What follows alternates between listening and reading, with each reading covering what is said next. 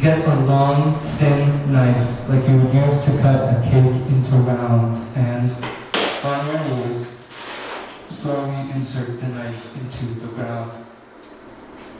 Note on step 1, it is important to find the right part of the ground. Some parts of the ground are too rocky or too muddy or too sandy. You want your knife to slide in like a shovel into wet sand on a hot summer day while your mother and younger sister are playing in the ocean and you can feel the salt in your hair. Step 2.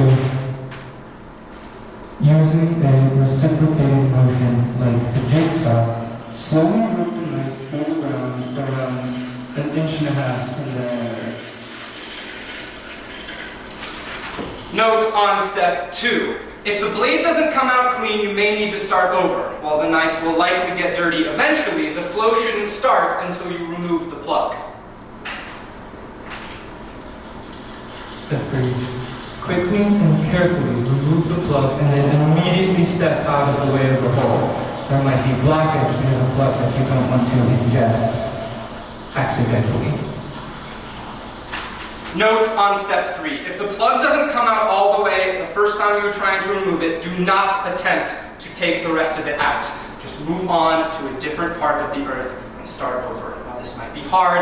I assure you, your patience and temperament will be rewarded. Step 4. Once any blockage is passed and your mind is clear, you are free to drink the blood.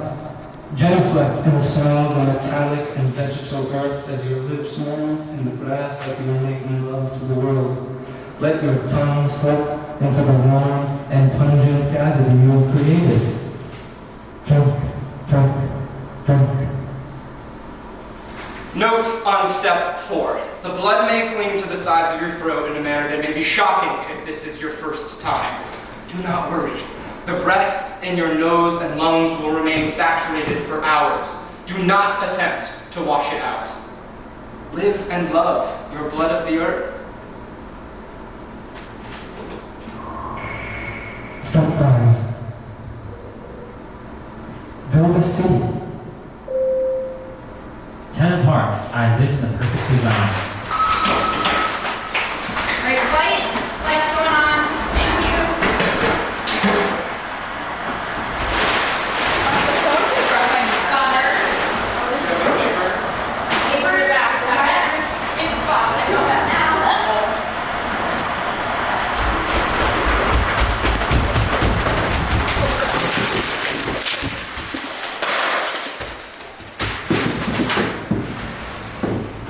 I live in the perfect design.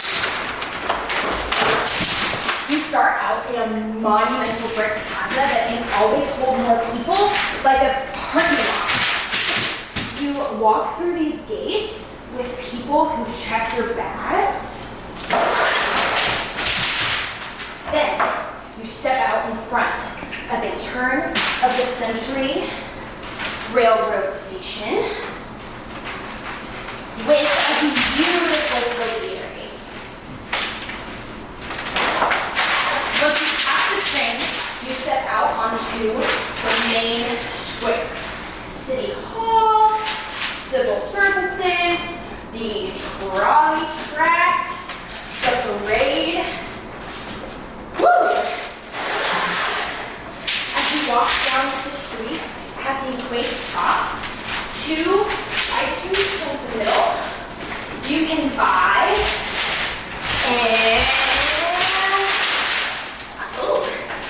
ice cream or a t-shirt. Eventually, the sweet small town nothings is led to a huge circle of gardens, and in the middle is a statue of God.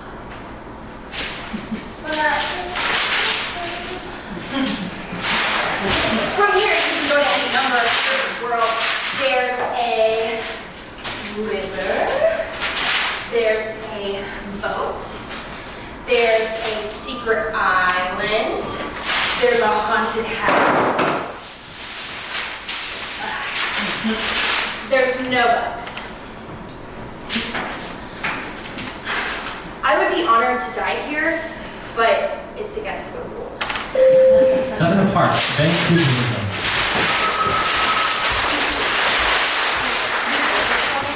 And then you can take it. The one like there's gonna be bounce in Cosmo. I see Cosmo.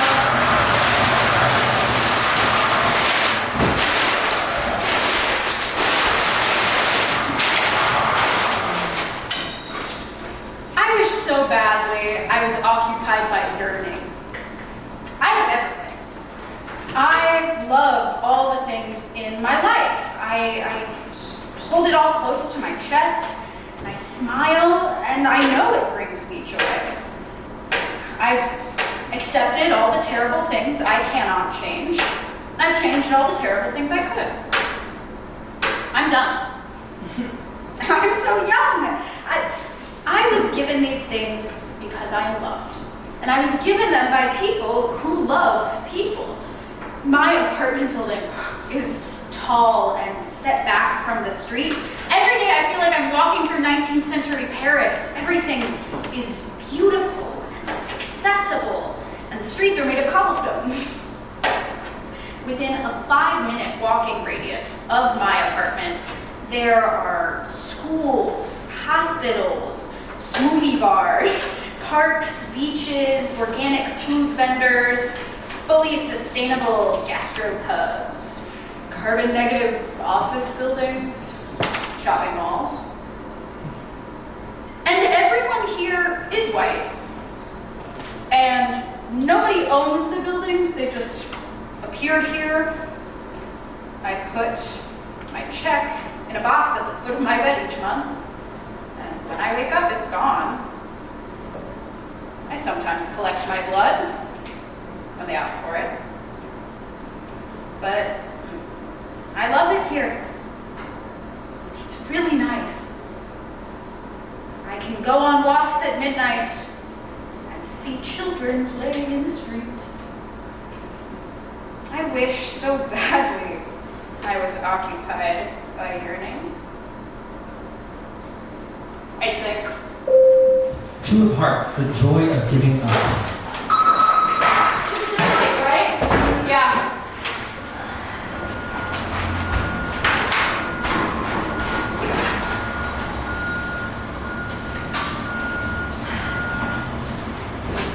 The most amazing thing happened to me a couple of years ago. I was sitting in my apartment, looking out my window. Beautiful view, beautiful apartment, beautiful city. They've really been fixing it up in recent years, putting in dedicated bike lanes, electrifying bus fleets, improving service frequency and consistency, all that.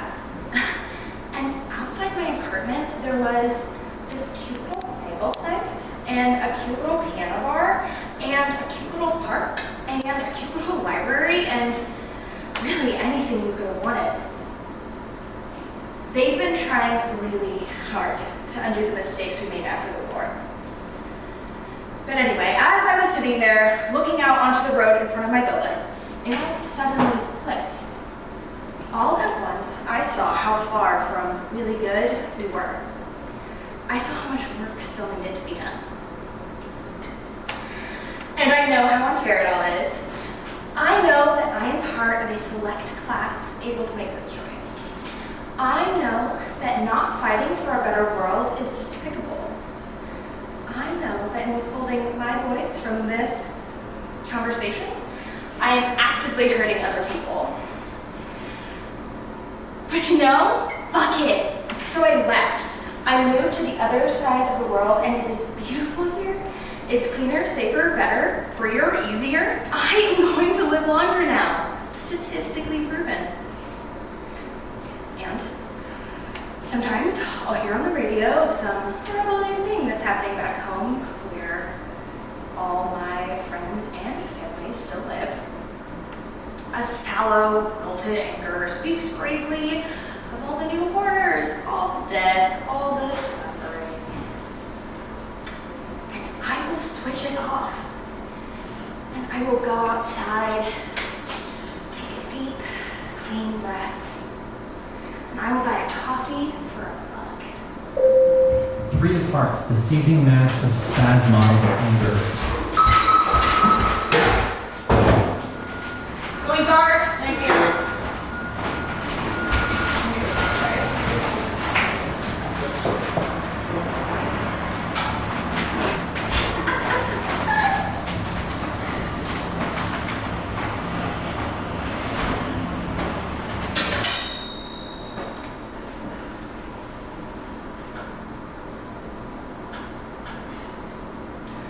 I used to know this guy. He had a cool air of irony and ease. He would say, "Oh, that's fine," and "no worries at all." His lacquer casing was so well worn and his bake-like fixtures were so well used that it was easy to forget the tiny ticking mechanism inside that kept the numbers on his face changing. I remember one time he said to me, I love big roads. He smiled at me, a reflection of his father's smile and his father's smile. And in the lines beneath his eyes, you could see all those purportedly absent worries. I love big roads when they're long and straight. I especially love when they've got big spaces on either side. I feel like I can just take off into the sky.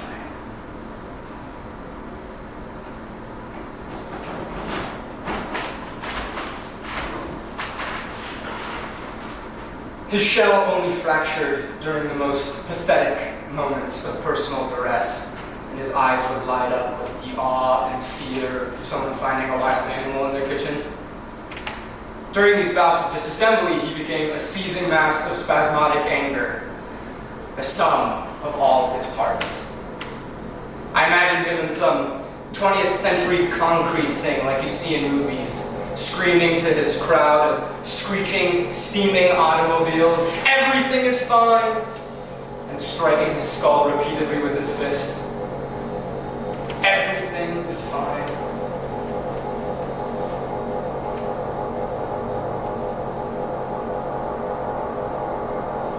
He was always so interested in the desert, too, in its flatness and drivability. A world where you can drive anywhere, that's where I want to be. Imagine being able to get anywhere in the world under your own roof and with your own air conditioner.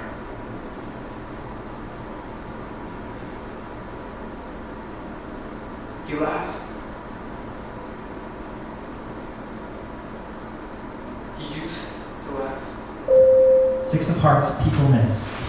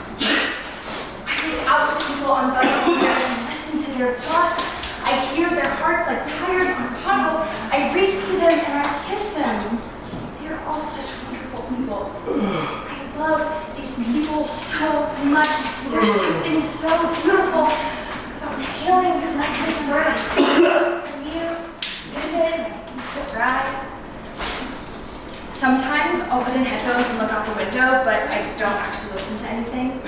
I just let thoughts of all people in. I really miss them. They've been moving away. Everyone wants little ends of little lines in little worlds, air-conditioned bubbles. Look at the world ignorant, falsely accusing, as if those people aren't really even people. Thank God, sorry, is what those people become. Sit in my little chair, think my little thought, listen to little nothing.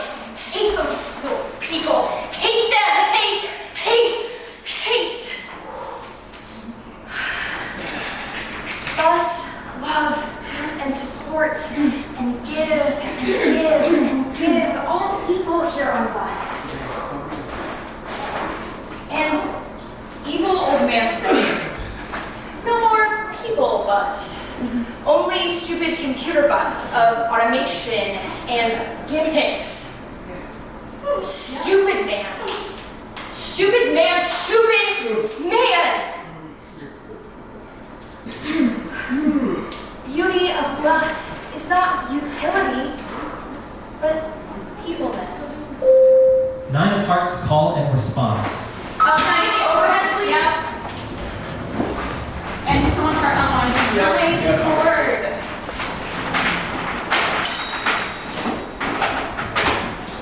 Feeling your bare knee scrape across asphalt.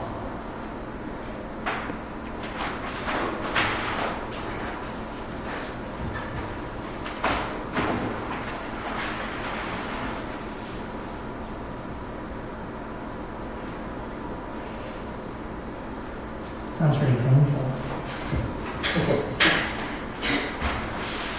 Looking at the darkness, in the rain, in the back seat.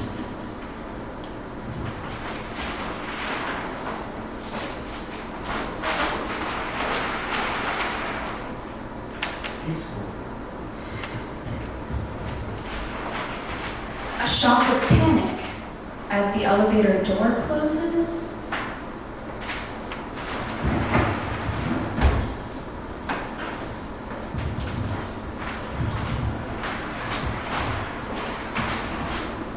So.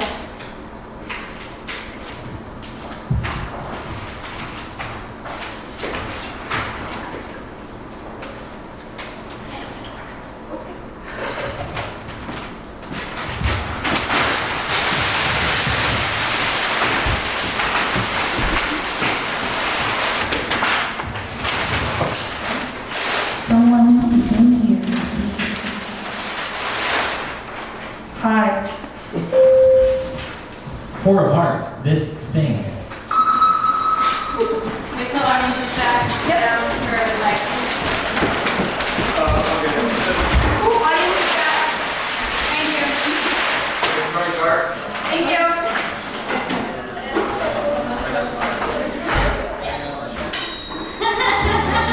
I love this thing. This thing brings me the news. Brings me the news.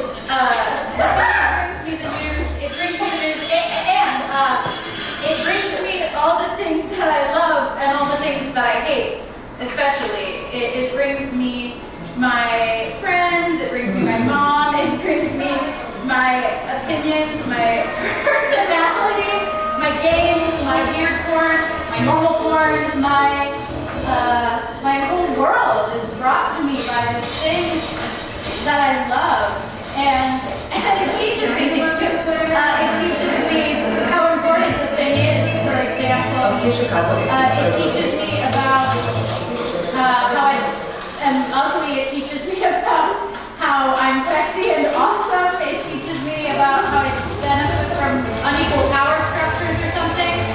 It teaches me about how I use the thing. It teaches me about how mind works. It teaches me what kind of bug that is. It teaches me mindfulness and stoicism and optimization. It teaches me why I love the things I do.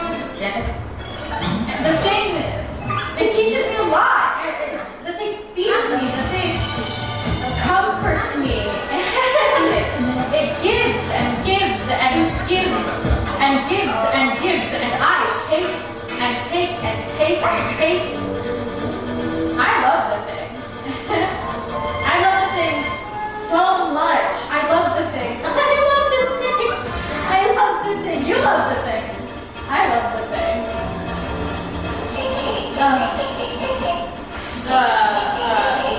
The thing is the corpse of a child, and I keep it in my pocket with me all the time. And I pull it out and I put it against my ear and I feel its cold face against my own. And I smile.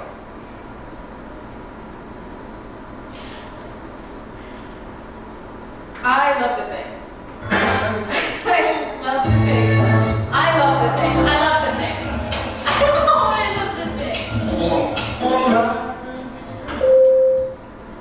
Five of Hearts, they who lived here first. I'm grabbing the legs. Okay, thanks, straight.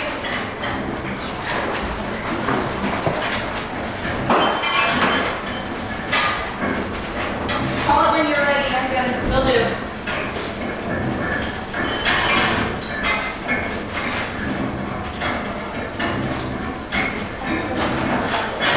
Further right. Yes. Sacred were their simple joys, and humble were their homes. Naked were their bodies, and sturdy were their bones. They who lived in cities, vast, nomadic, and of earth. Since nearly time's beginning, here were they who lived here first. But they who lived here first abandoned everything they knew. No record shows why, no one knows for what reason they flew. But quite a glad coincidence it was that land so fecund was plain abandoned, just in time for we who live here second. And now, upon the dark horizon crests some evil forces with banging shields and ringing chains and stamping armored horses, and most of us have gone already, frightened by the herd, and now I guess must I, for those who soon will live here third. And yet my heart does hold a gleam of hope that in the future, a festered wound that jingoistic mantras cannot suture will tear open the heart of those today who push me north as they glimpse the shadows long of they who live here forth. 6 of clubs, the last person alive.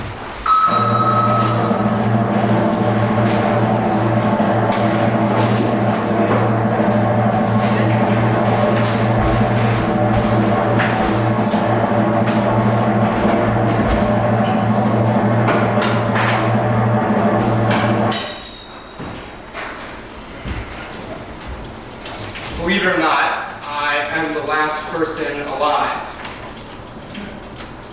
I don't know how it happened. I don't know why it was me. I don't think there's any reason.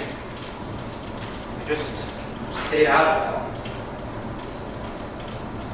it. Most people took a side, but I just kept my head down, went to work, came home, etc. Most of my friends were in the "you're all blowing this way out of proportion" camp. They argued that while maybe a few people had died or disappeared, it was unlikely that everyone would. Whatever God or person or entity was managing and controlling the whole thing couldn't possibly keep track of billions of data points, even if they could. What good would come from killing every single person? That's what they thought. And then, just like everyone else,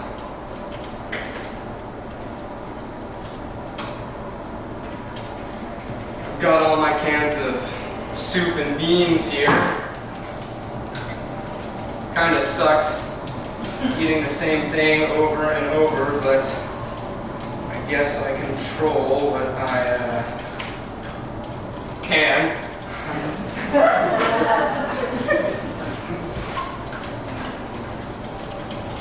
I'm not sure what was more upsetting to see. All the people dying from the actual apocalypse, or the people killing each other out of fear. Maybe it was all those fucking things they built. Or the sun, or, well, rather,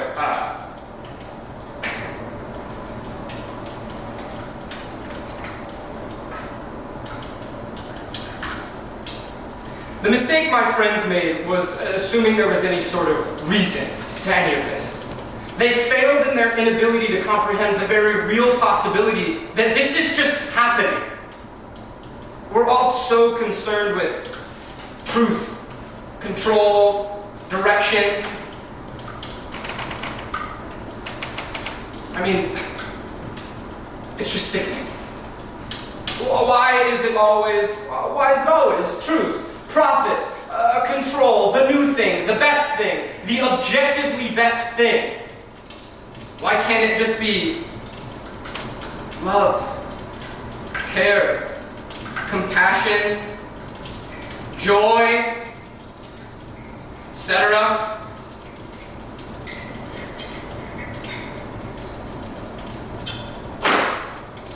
Anyway.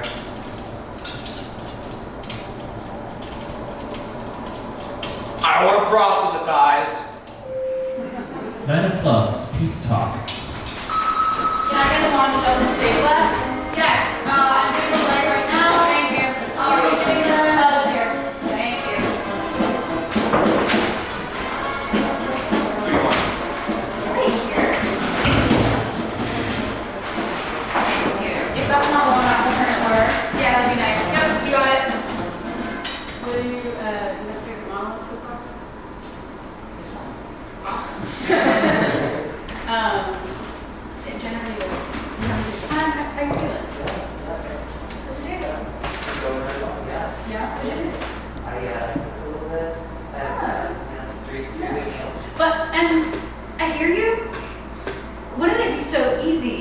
be one of them. With all the Dakadore and the and I just have to hear me out. Maybe they're not the enemy. Maybe we're all just things, you know? And I know. The hard part is acknowledging that you could be wrong. Maybe a big house with a big yard on a big road is just what people want. And I know it's easy to get caught up in what is right or what is good or what is the best possible system. And you know, that's all well and good and consequences and yes, that's, I am listening. That's the thing. I am listening and I am saying no. We're, and this may not be what you're, nonsense. We're spewing all this nonsense and we're pretending like anything makes any fucking sense. So, why not be a hedonist? Why not drink the wine? What's so wrong with running the shower, throwing a few things away? I'm not saying all the time, I'm not speaking systematically, right? But, yeah, maybe we can relax. Maybe we don't have to be constantly asserting our own righteousness to other people all the time. And we're fighting, and we're bleeding in the grass. Yeah, I agree. Grass shouldn't be there, but someone has to do the yard work. For now, at least. Maybe a little bad is okay, and not forever. Of course, not forever, but a little. Right now, as much as we can suffer. I don't know. Maybe. I don't know. Say it with me. I don't know. 3 of clubs. No meat, no coffee, no showers. Tiger, you got a light? Maggie's got a light. I'm gonna start with the wedding, Maggie, and thanks. I'm good. Ready. Going dark. God came down to earth today. Not in a physical sense, and I guess we don't know if it was God or anything else, but the easiest way for me to understand it is that God came down to earth today. Everything paused. In funerals and work days and cargo planes, everything. It didn't freeze or halt or jolt into stillness. Everything paused. A great golden light descended from the sky. People rushed to it to ask God questions like, why are we here? And who's right about how the earth was created? And what is the purpose of all of this suffering? But perhaps surprisingly, the loudest question among them was a how. How do we stop it? That is, how do we put an end to all this? Is there one thing we can do that will make it better and stop all the bad things? To this, God replied, no meat, no coffee, no showers. And then the light disappeared. Immediately, men in suits arguing semantics. Does God mean no meat at all? That's impossible. Or is it just about the eating of meat? What about farmers and butchers? Are eggs meat? And does God want us to stop drinking coffee or make coffee plants extinct? What about caffeinated teas and artificial coffee flavorings? And does God mean no showering or no bathing at all? Because that's impossible too. What about standing outside in the rain? Is that considered a shower? Could we only get clean through submersion? And what is this light anyway? How do we know it wasn't a collective hallucination motivated by our deep global despair? And why does everyone keep calling it God when it was clearly an illusion? What if it was a stunt fueled by hygiene-hating, anti-agriculture vegans? And does this God support late-term abortions? Campaigns began to disobey this God and its commands. Politicians ran platforms on being unlike the superstitious religious freaks who wanted to take away your meat, your coffee, your shower. I mean, meat sales, coffee sales, and domestic water usage actually increased significantly. States passed legislation illegalizing the regulation People fought in coffee shops and supermarkets. Videos posted online showed college students throwing hot coffee at people, chastising them for being so gullible and stupid. Skeptics and the paranoid alike raged against each other and monetized their war. Most people had little actual stake, but this was about their homes, their children. They would have to be on the right side of history. I'm not sure what God wanted, but I am sure that no one will ever know. 2 of clubs, evidence. I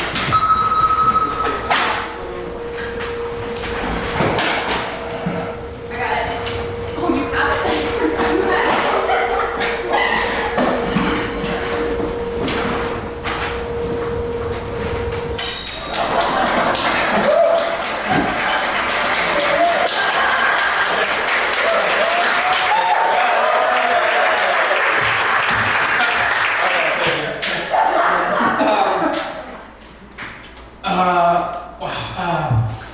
When I was like 13, and this is 100% true, by the way, I and a couple of my friends went, because I lived at the top of this really big hill in my neighborhood that apparently was impossible to get to, by the way. Every time we ordered food, we'd get a call like, it says I'm here, but I'm actually by a lake. And we'd be like, well, can you see a community pool? And they'd be like, no, sir. And we'd be like, well, there's a little parking lot in front, are you sure? And they'd be like, no, sir. And we'd be like, well, did you come in through the front entrance or the side entrance? And there'd be a really long pause, and then they'd be like, I'm not sure, sir.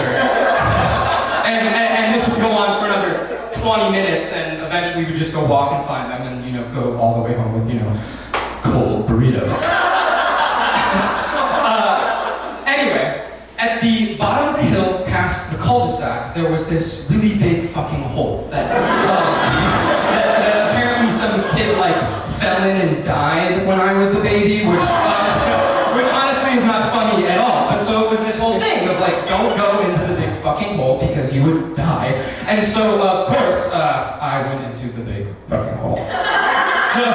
So it was idiot me and my moron friends just creeping down into this hole, and it just kept getting deeper and deeper, and we just kept going and going, and I have an LED flashlight and a graphic tee that says home is where the Wi-Fi connects automatically.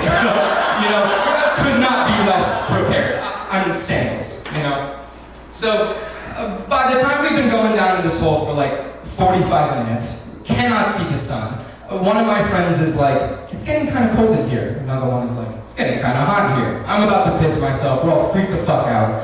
And all around us this whole time has just been rubble. Dirt and broken up bits of concrete and weeds and shit. And my flashlight catches on something blue.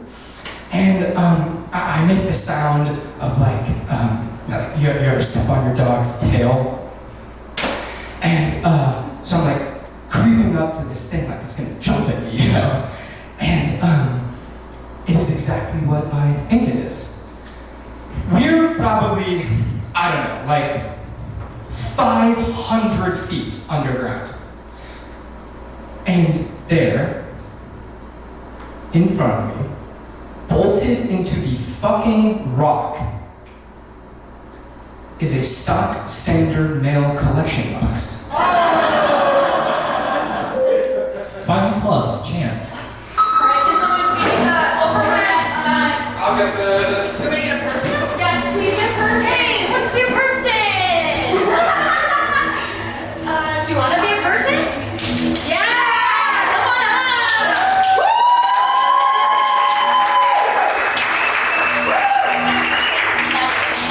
Write them out as I'm spelling them. That would be amazing. Let's go.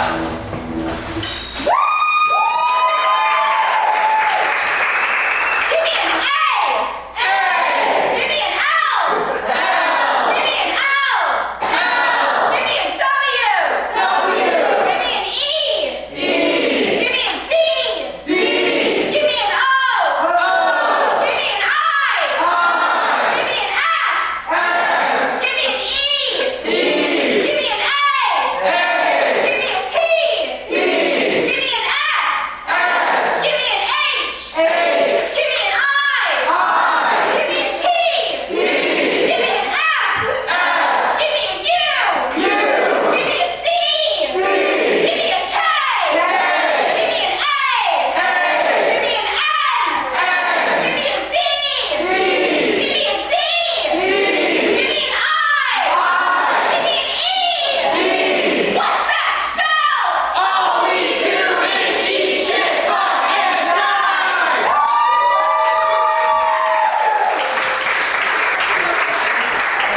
Seven of clubs, bay. I got this over that. Going dark. Thank you.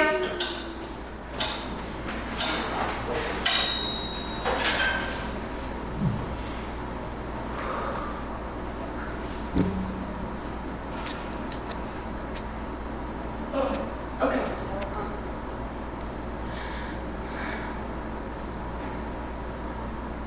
Sorry. Let me just,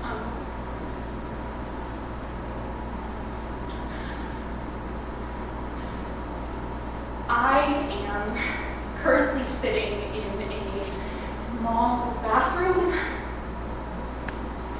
They're all just out there. Sorry. It's just been like. Sorry. I guess I don't know. The other day it just sort of happened. Like I was at work. There were people coming in, and it was just like a regular day, and then everybody just sort of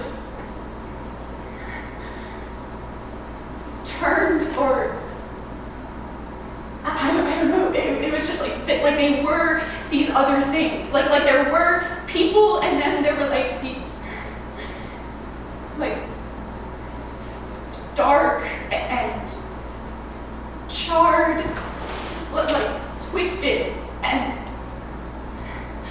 grotesque, with jaws unhinged and like eating or not eating. I don't know. But they're everywhere. In my house, in my bedroom, at my work here. They're not like they don't do anything. I guess I'm just like, who else is out there? I guess. I haven't been able to like contact anyone, or I'm just scared, I guess.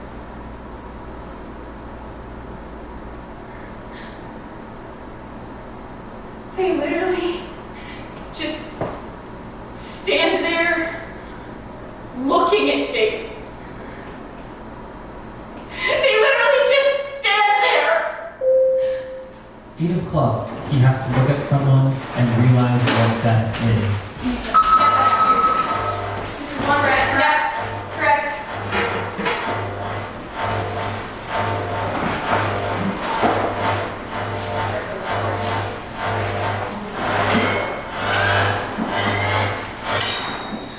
There she lay, a-quivering, the foreign body in her heart, the rabid, wrinkled man who sought her round, a knife his fingers curled. This devilish game of hide and seek, the geopolitics be damned. Must we play at best friends? Must we choose to end the world? In her head, the blood rushed silence, and in her ear, the croaking voice speaking not matters too exquisite for the human brain. With each ecstatic ululation, with each thumping, staggered blow, she saw regretless, twisting snarls and tearful failed to ascertain how any god could stomach molding a creature who so full of hate could knowing walk a straight line, so determined, so delivered to a husband butchered wife who, lying disemboweled on the office rug, sighed her final breath beneath her husband as he shivered. He had in his hands the blessed key to domination, the code so he could press the big red button that so many failed to justify before him. Looking down upon the bloody shambles, did he feel no cold remorse that clawed its ragged path and scraped the extraordinary distance between his heartbeat and his soul? Emotion was of little consequence now his wife was dead. The carnage meaningless, and he refrained from his apocalypse, so turned he to his plan, which told to blunder steadfast on ahead. 10 of clubs, the 1000th Amendment. I'm gonna turn this one on. Come on.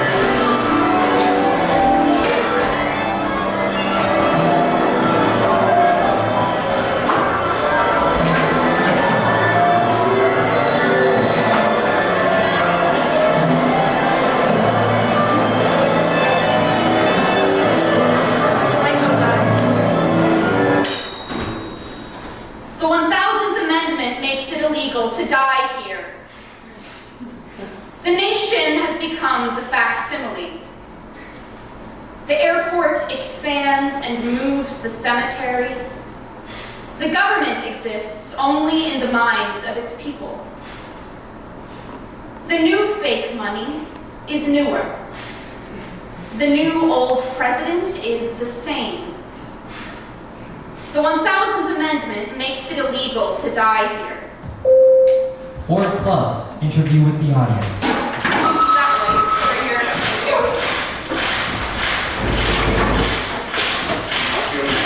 Yes, please. Water bag is got it. You got my water bottle? So you're gonna do this, and then you also hold it. And then you also have this, so like, shine times, you can all see you. Amazing, thank you so much.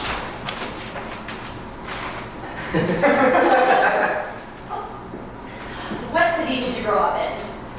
Fort Collins, Colorado. Me too! Oh, wow. Do you have a driver's license? I do not. Me too. Amazing. Have you ever been in a car accident? I have not. Me too. How have your allergies been recently? Not great. Me too. Where do you think we go when we sleep? I don't know. Maybe. Me too. Why do you think people don't like taking the bus? I think they're scared of other people.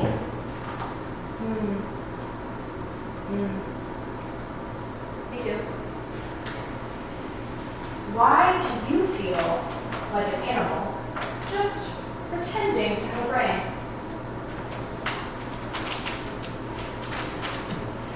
That's a tough one. Me too. When did you first realize that people have souls? Recently. Me too.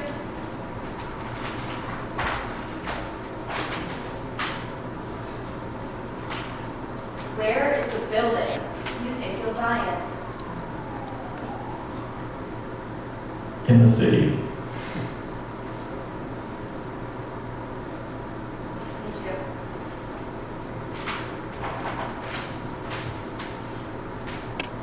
Have you ever seen a dead person? I have. Me too. Go sit down. 9 of diamonds on the inevitability of falling. Garvin, maybe this light up here for you.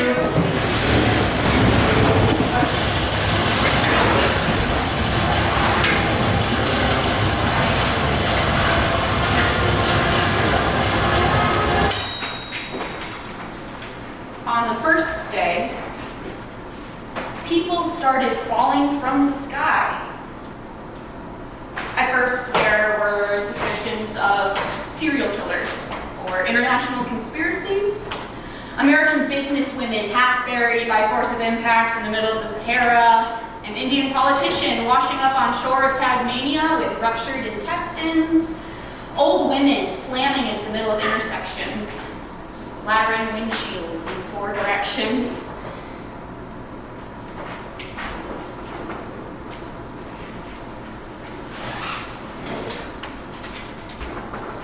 On the second day, we realized they weren't dead people.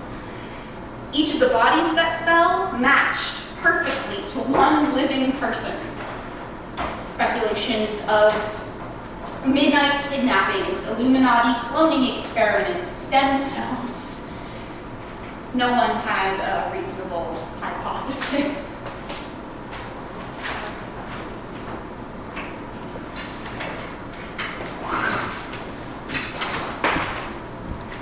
On the third day, their frequency increased, became regular. The thwack strummed a sickly rhythm as each of the bodies was slowly paired with its living counterpart.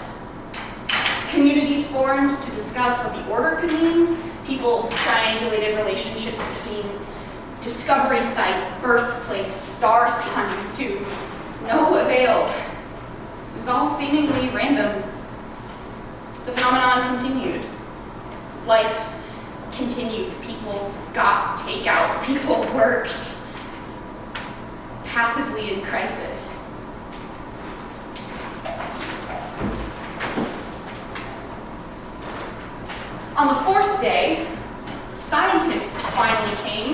as usual. Ironically, this was also when the falling slowed. The dirge and its retardando, and people started talking about new things.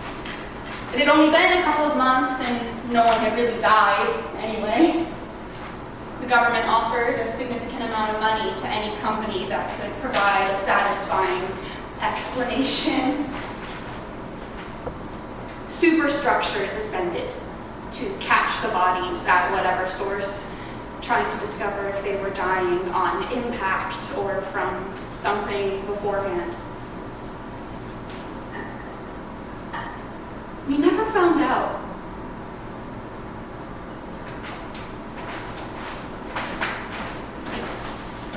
On the 5th day, the sun was blotted out above my house.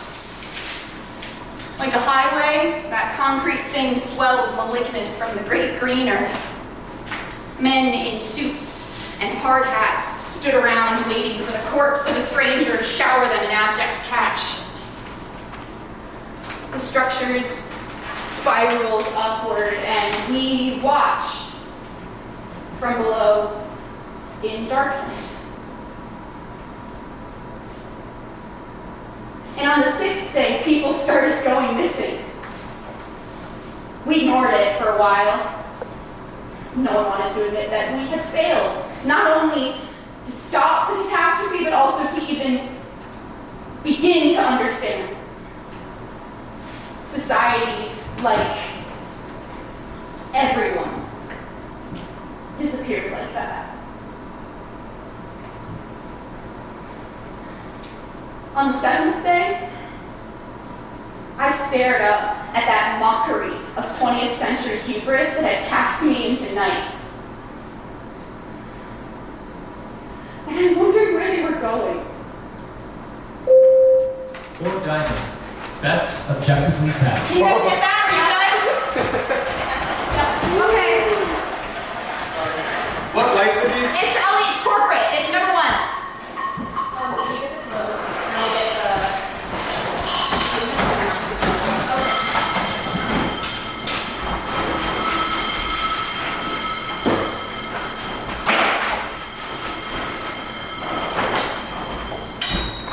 And the thing is, and this is the thing that they're not telling you actually, which is horrible because it's really important anyway. The thing is actually, is that humankind is largely done with biologically motivated evolution. But, if we were to continue to evolve, which is a pretty big if, I know, but if we were, which we also might, who knows? Anyway, if humanity was to keep evolving, is my belief, my limited belief, I don't know anything or everything, but if you really think about it, the ideal human evolution is the cum syringe. Now hear me out. I know it sounds crazy.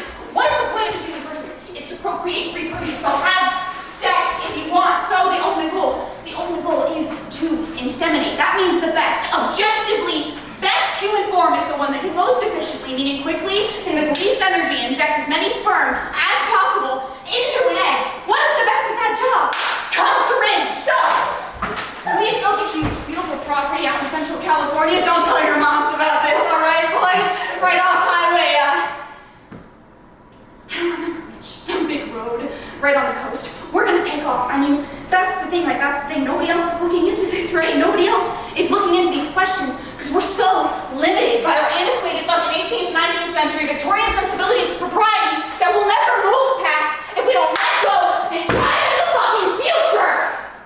I don't sleep anymore. I just stopped. And you know what? I feel great. It's like we do all of these things because of some cultural fucking whatever. What? Look, there ain't fucking cliches. Are we wrong? Hey, I'm in jeans, right? I'm in jeans and a fucking t-shirt. We're moving closer and closer. And soon, we're gonna fucking blow up. We're gonna kill and fuck and be so fucking awesome. I believe so fucking hard.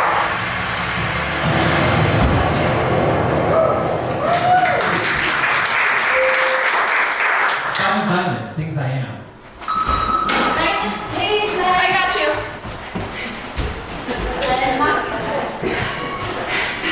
If you go to the first page On the bottom, all off.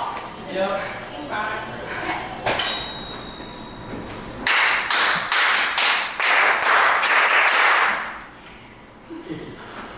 I am a maker of claims.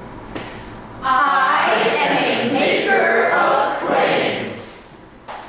I am a chooser of choices. I am a chooser of choices. I am a helper of people. I am a helper of people. I am an owner of nothing. I am an owner of nothing. I am a product of circumstance. I am a product of circumstance. I am a service to others. I am a service to others. I am a hater of money. I am a hater of money. I am a lover of money. I am a lover of money.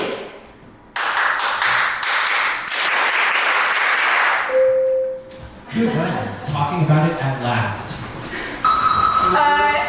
I'll go darken once we got a light on. Thank you. Gotcha.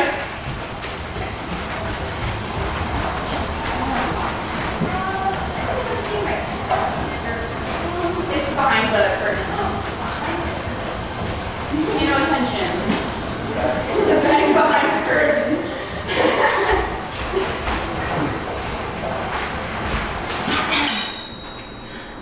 We are here to tell you that genocide is bad. When we plucked babes from cribs and tore shrieking infants to pieces before their mothers, only to bark through glinting, bloodstained teeth that they abandoned all of their possessions, lest we lock them in their homes and set them all alight, that was bad. As we continue to feast on the fetid, rotting corpses of their children and their elders, who lie uncovered and desecrated in muggy, cobwebbed cellars, poisoning their drinking water, and selling back to them things we stole without admitting fault for generations, that was bad too. We admit that. As we go about our days, without any intention of changing or even thinking about it that often, we acknowledge that this very soil, underneath this very asphalt, is soaked in the still wet blood and tears, the consequences from choices that we made. But what are we supposed to do? Leave? Of course not. We will stay here and continue making things better for ourselves and our neighbors. And we think it is so important to talk about this and keep talking about it. 10 of Diamonds, author's note. Yep. I got your chair. Thanks.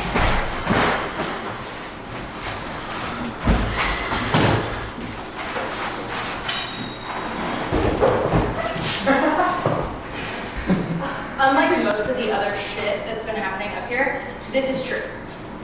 Really true. I went back to the city I grew up in. Big car city, lots of highways. And I went back to my old high school to go teach a workshop. And there are these huge interchanges with like 4 different traffic lights at every exit of this particular highway. And I saw this sign that had not been there last time I took this particular exit. The sign said, "It's okay to say no to panhandlers. Give instead to agencies that help those in need." And look, I try not to indulge in despair, and I like to believe that people are good. And I was gonna write something stupid and cryptic about that fucking sign, but I don't know, man. It's okay. Like, don't worry, you're not a bad person. You're still a good citizen. And actually, on a certain level, not giving them money makes you better. And I know I'm making this all about me and my feelings, but I just felt like I had to say something. Sorry if I'm ruining your immersion in the world of the play. but I needed to say something. Maybe this is misplaced. I guess I'm not even the one saying this. I'm just tired. I love it. 7 diamonds, how to break a stallion. Going guard. Thank you.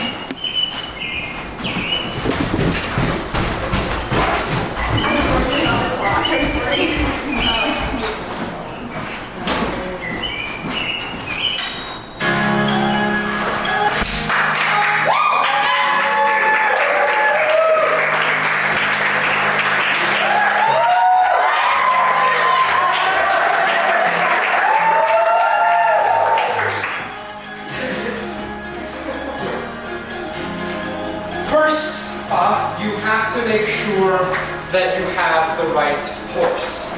Some horses aren't really horses, they're fucking socialists. To ensure you have the right horse, you need to give the horse the saddle the moment it's born. Never let the horse be without the saddle at all, so that it never knows what it's like to not have the saddle on. Pass those around. So that it never knows what it's like to not have the saddle on its back, so that if the horse is ever without the saddle, it will beg and cry for it to be returned. Once the horse is old enough to work, you need to work it every day. Work it all day, feed it treats, feed it a lot of treats, feed it more treats than it could ever eat, and then when it gets tired of treats, feed it money, feed it a lot of money, feed it more money than it could ever eat, so that it loves the work.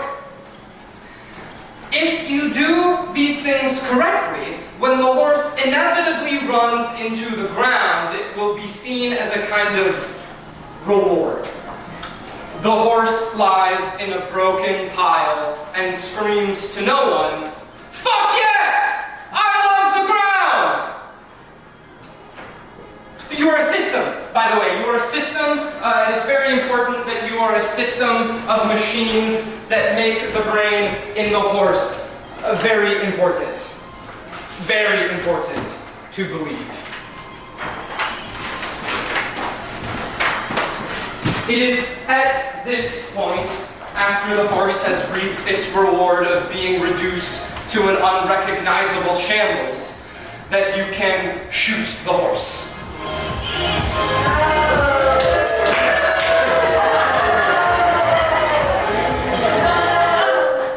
8 diamonds, machine make brain. Can someone get me through the audience member?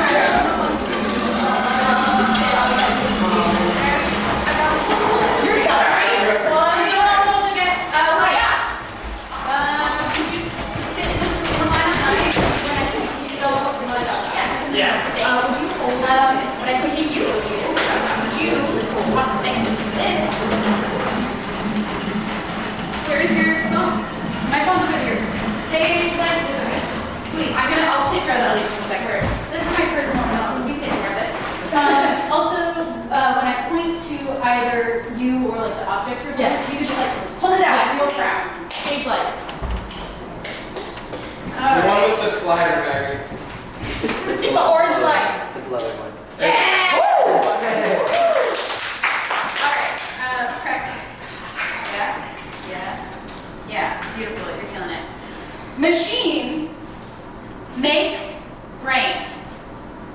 Make, machine. Make, brain. Make, machine, make, brain. Machine, make, brain, make money. Make brain, make house, make community, make money. World, make brain, make money. Make brain, make machine, make money. Yeah, and I was just wondering how I can take advantage of this whole crypto bubble. Machine is system. Machine is roads. Machine is how your parents teach you to wipe your ass. Machine not only make you but also machine is you. You are a machine. You are also brain. You are both the observer and the thing itself, etc., etc.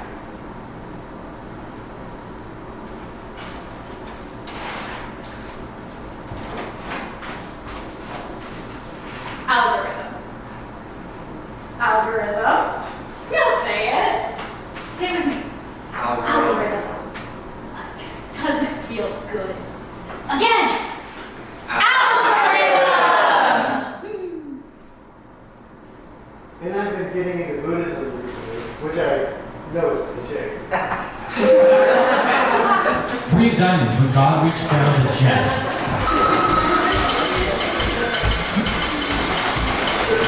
Maggie, could you get the overhead again, please? I'm gonna get it right this time. Turn it off.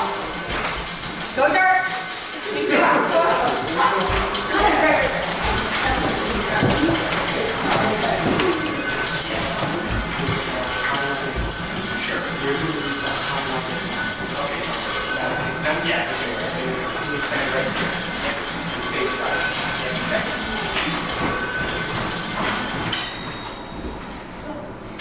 Read aloud.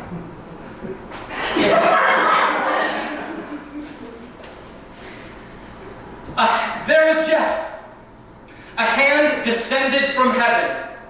Jeff called. Hello? A voice boomed in response. Jeff, it's me. Who?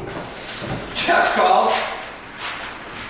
It's me, God, Jeff. The voice said. God? Jeff asked. Yes, it's me, God, Jeff. I love you. God called back. Well, I love you too, God. What is happening? Jeff asked. I'm here to give you $20, Jeff. And God opened his hand to reveal a crisp 20. What? Jeff was confused. $20 just for you. God affirmed. Well, okay. Jeff smiled, reaching for the money. If God said. this person right here is unhappy today, What? Jeff was confused again.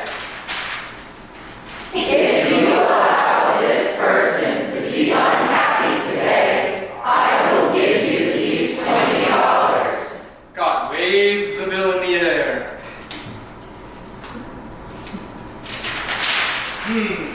Thought Jeff. Well, I've had bad days all the time, so it shouldn't be a big deal or anything. Jeff's forehead wrinkled all over, and then quickly smoothed once again. Yes, I want the $20. God laughed and cried out, It is done. and then God gave Jeff the $20.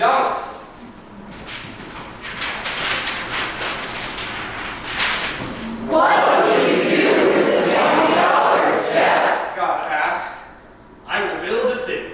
and Jeff smiled. 6 of diamonds heard through the dirt atop that evil old man's grave. Going dark.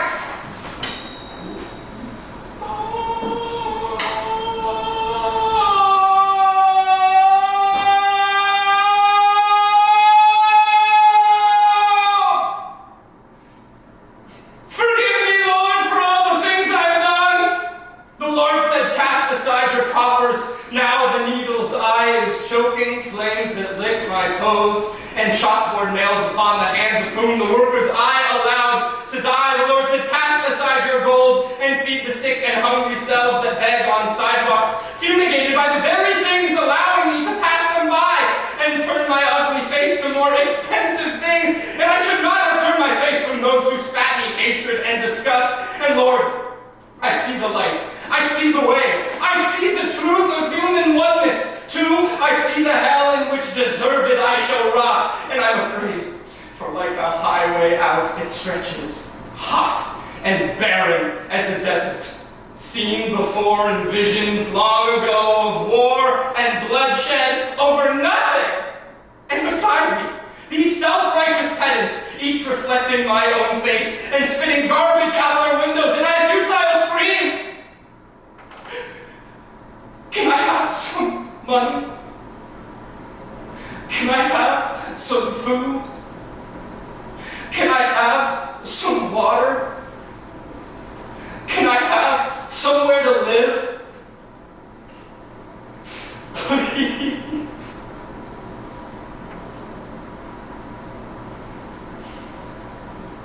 Forgive me, Lord, forgive me, Lord, forgive! 3 of spades, a straight line so determined, so delivered.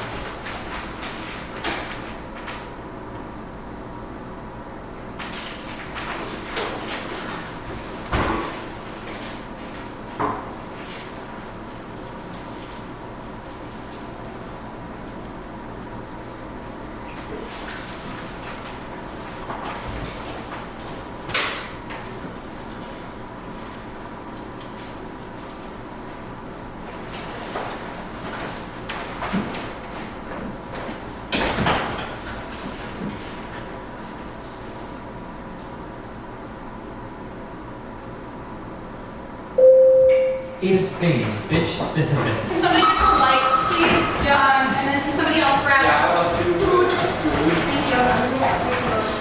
Lights. And can you pass me Maggie the extension, the white extension cord by your feet, please?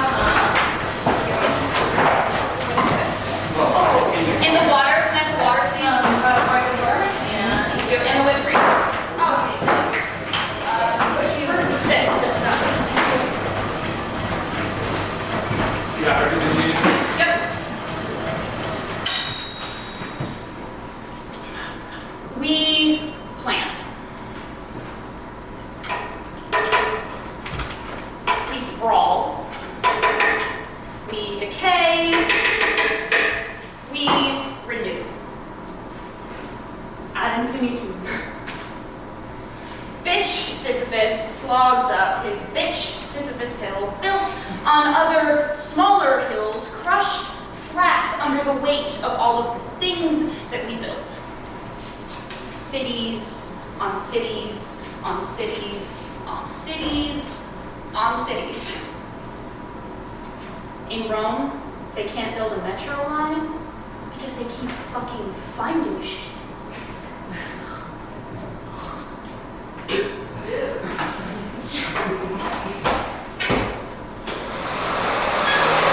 We're trying to run a relay race in a room with walls held in formation with fishing line.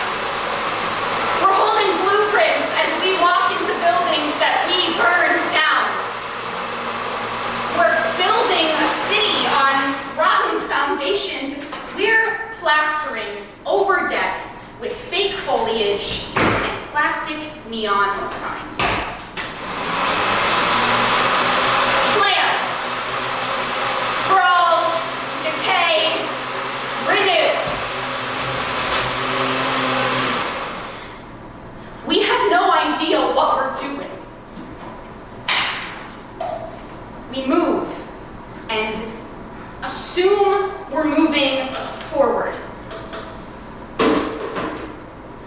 But we're only going somewhere new.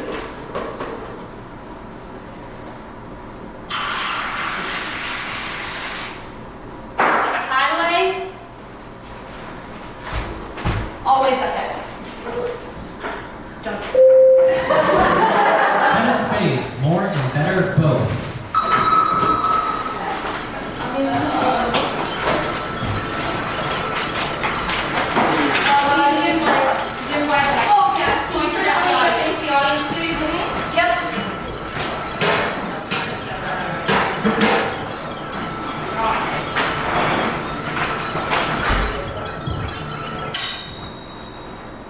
On the 100th anniversary of the eradication of evil, we can all look around and remark on all the wonderful things the war left us in its will. Airports, highways, single-family homes. Look over there, see what density made possible?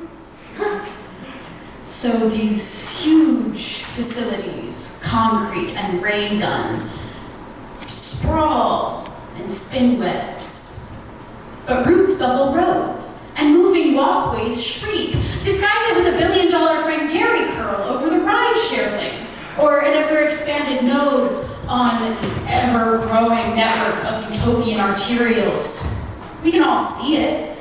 The system, like a slime mold, blooms across the battlefields that weren't and were. And now we, who have no choice, will die. The world ends in neither bang or whimper, but decay. That guy we all loved so much when we were babies never dies. And he shouts, "More and better! Both!"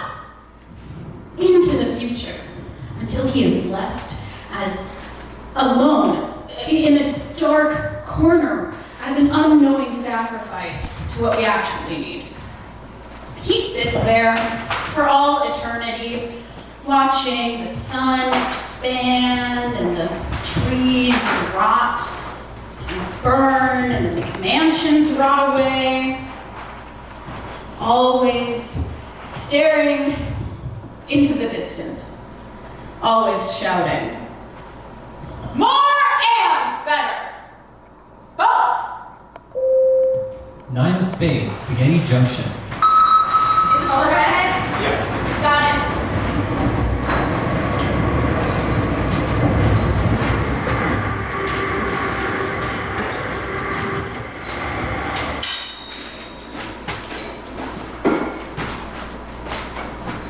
Do you know what they call roads that get you real fast from one place to another? Arterials. Isn't that beautiful? You look at the body of humanity, and we are just little red blood cells blinking in and out of existence, each unique, but functionally identical and indistinguishable when viewed from any great amount of distance. Will you peer this for me? Thanks. Have you ever heard of a spaghetti junction? It's the colloquial term for an especially complicated highway interchange. Have you ever seen the human cardiovascular system? We're similar. And we don't even know whose body we're in. We could be flowing through the veins of some 20th century fascist proselytizing to a ravenous crowd from a concrete pulpit. We don't know. Can I have that back? Thank you. But just as the blood doesn't question whose part through which it flows, we can't fixate on the ultimate goal of anything. All we can do is get born, work, die. Do what we can. Just follow the signs. Don't be the planet. You're not the planet. You don't know where the road goes. Just take your exit.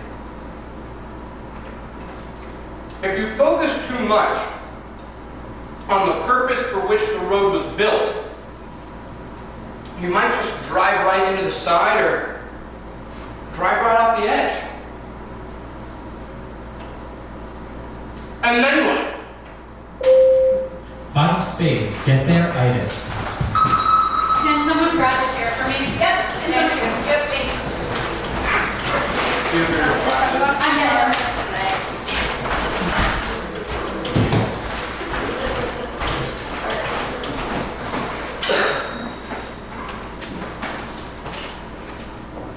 I work as a cargo pilot. I live in my own little room in the sky.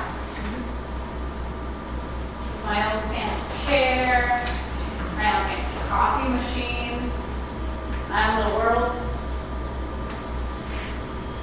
It's a great gig, really. You get to travel and see the sights and get paid and meditate, be productive and be lazy. I recommend it.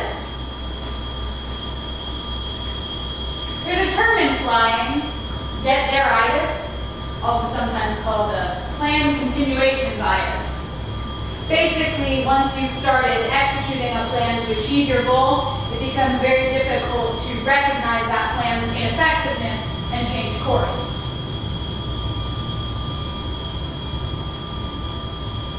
I sometimes like it when I'm flying due east in the morning and this blinding golden light ascends from the horizon, casting long shadows across the earth. I feel like I'm gliding into a paradisiac oblivion. It's awesome.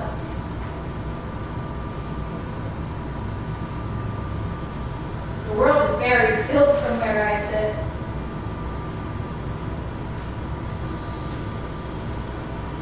My mother was the captain of a cargo ship. And one time, she was navigating around all these rocky islands. And instead of seeing the wind and delaying her trip, she tried to expedite her trip by sailing right through all these narrow passages.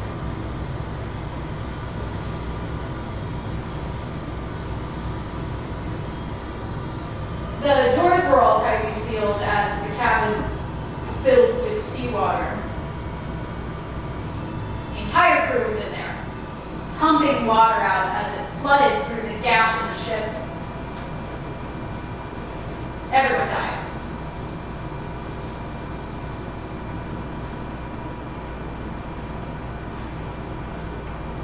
In her final moments, my mother did not consider opening the doors, flooding the boat, and swimming to the surface. She had a plan.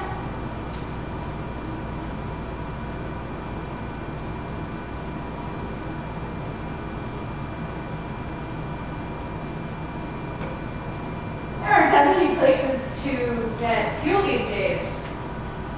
Nor many places to pick up cargo, when I think of it, or places to drop it off. I haven't seen another person in a while. They're still out there. Trying, at least. Moving things around. 4 of spades. To plan is death. Someone get overheads in the back, stage lights. Yep. Can someone else get the chalk? Yep, and the rag next to it. On the open stage, thank you.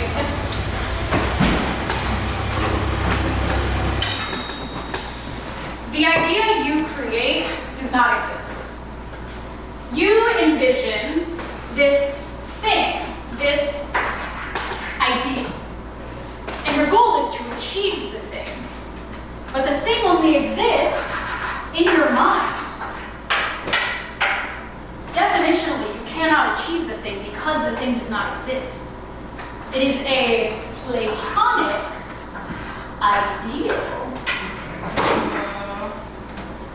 So, if you try to reach it, you will not succeed because it is impossible. To situate the self on a linear narrative from beginning to end is not only false, but deeply harmful to the self. To conceive of the self as set on a path from birth to the thing is death. It is stagnation and insanity. However, if you reject the thing and accept that you are only moving ahead and not forward, because there is no forward, because there is no thing to orient the self towards, then you can begin to focus on the moment. The moment is where you are currently moving, and it is where you can change not direction, but position. You can change what you can change in the moment to get to a better moment. Not towards a better moment, but to a better moment. To plan is death. Living can only be reactive to what we know now. You must not harm the self with these many things, these ideas. You must preserve the self in the moments you can. To plan is death. 6 of spades. I fix broken things. What lights? Overhead? Yes. Okay.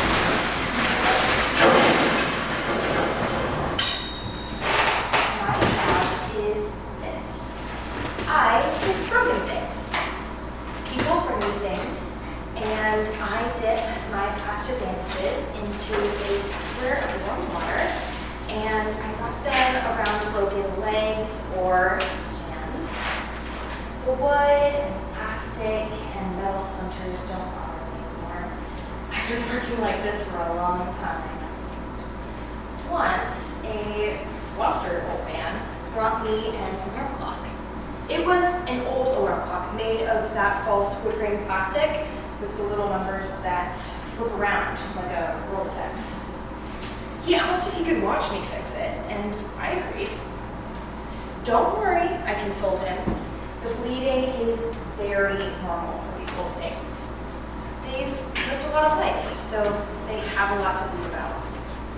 It's easy to forget how all of these little things are full of blood, bits of brain, viscera. The actual mechanism that we're away was doing all right, though, taking a bit of a break. I took a moment to give its heart a little kiss. I do this for all of my patients, free of charge.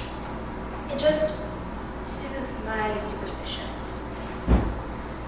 My mother used to say that leprous things don't deserve to be healed, that they should instead be discarded to go back to the earth. But I disagree. I think things are beautiful and warm. So I fix them. Then they're fine. 7 of spades, the strode. Going dark. Thank you. It's gonna be blue. Oh, No, sorry. thank you. I can't control that light. That's fine. I got the overhead. Okay. The resplendent birds violets of the chortle and solstice ecstasy, silver titans, raring, orgasmic attendants, drive.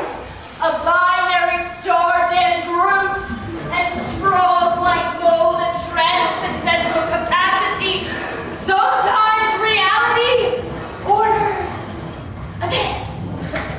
The plat, delivered in covenants and reverenced by sacramental infrastructure, society turned rampant over apoplectic desire. God appears in the desert overcome, kisses and spreads tears over the dusty asphalt, and God speaks thus. The signs are big here. The roads are warm here.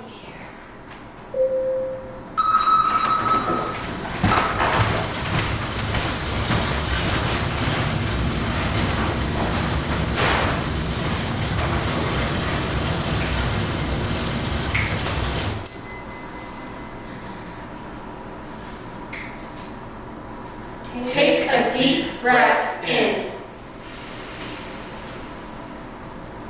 Let it slowly out.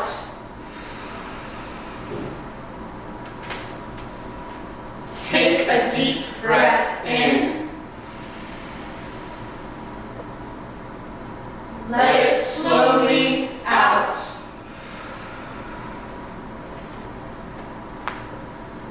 Take a deep breath in. Let it slowly out.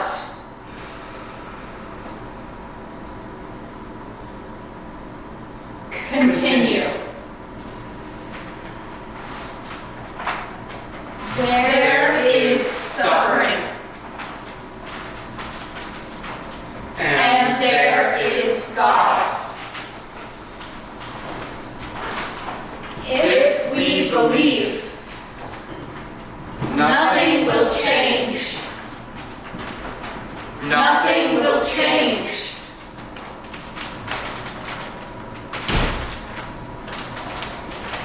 Take a breath in.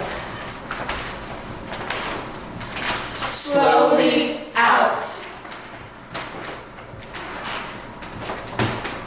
Deep breath in. Slowly out. Deep breath in.